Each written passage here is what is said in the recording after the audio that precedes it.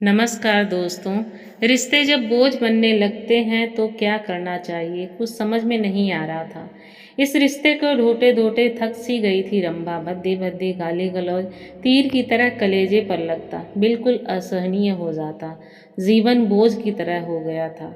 कई बार वो सोचती मायके चली जाए, तहरीर से पैर बाहर भी निकाल चुकी थी, लेकिन अगले ही पल ख्याल आता मायके में वो अब मेहमान ही है। मायके सही मायने में भाई भौजाई का घर है।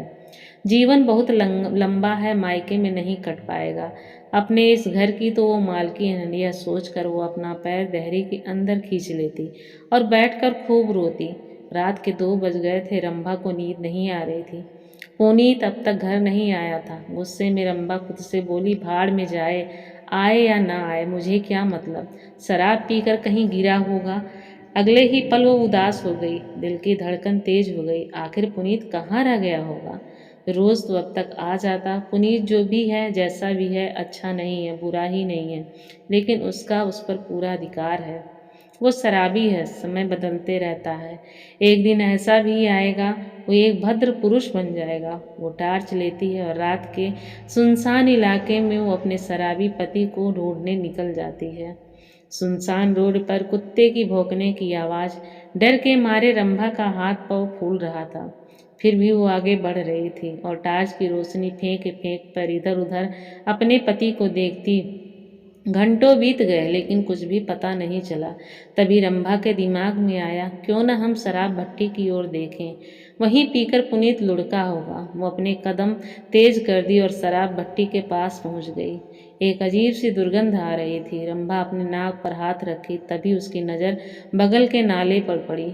नाले के भीतर मुंह के बल आधा लटका एक व्यक्ति कराह रहा था। तभी रंभा उसकी तरफ बढ़ी, उस व्यक्ति को एक हाथ से खींचती बाहर निकाली और रोड पर पीठ के बल लिटाई। उस व्यक्ति का चेहरा देखकर उसके मुंह से चीख निकल गई, अरे ये तो पुनीत है।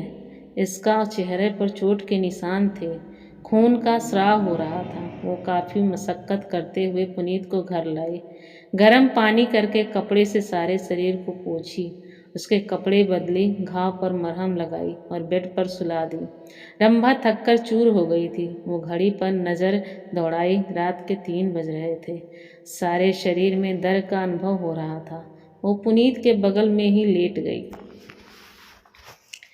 रंभा को कोई झंझोड़ा। रंभा अचकचा कर जागी। रंभा आँख खोली, देखी पुनीत सामने खड़ा था। उसके हाथ में चाय का प्याला था। रंभा को आश्चर्य का ठिकाना न रहा। वो शादी के बाद अब तक कभी ऐसा दृश्य नहीं देखी थी। रंभा चाय का प्याला हाथ में पकड़ाते हुए पुनीत की आंखों में देखा। उसकी आंखों में संकोच और पश्चाताप स्पष्ट दिखाई दे रहा था। पुनीत कुछ बोलने के लिए मुंह खोला। रंभा पुनीत के मुंह पर हाथ रख दी। पुनीत की आंखों से आंसू आ गए। रंभा पुनीत के आंखों के आंसू को पोंछते हुए बोली, पश्चाताप के आंसू से सारी कमियां धुल जाती हैं। कुछ कहने की जरूरत नहीं है। शब्द शून्यता भी सब कुछ बोल देती है। बस समझने के लिए परख होनी चाहिए। सुबह का भूला शाम को घर आ जाए तो उसे भूला नहीं कहते। रंभा की बात सुनकर पुनीत हल्की सी चेहरे पर मुस्कान लाते हुए बोला, सिर्फ सॉरी तो बोल सकता हूँ। नहीं, हम दोनों के बीच सॉरी की अब कोई गुंजाइश नहीं है। रंभा भी मुस्कुराते हुए बोली। दोनों एक दूसरे से लिपट गए। धन्यवाद दोस्तों, फिर मिलते हैं अगली वीडियो में।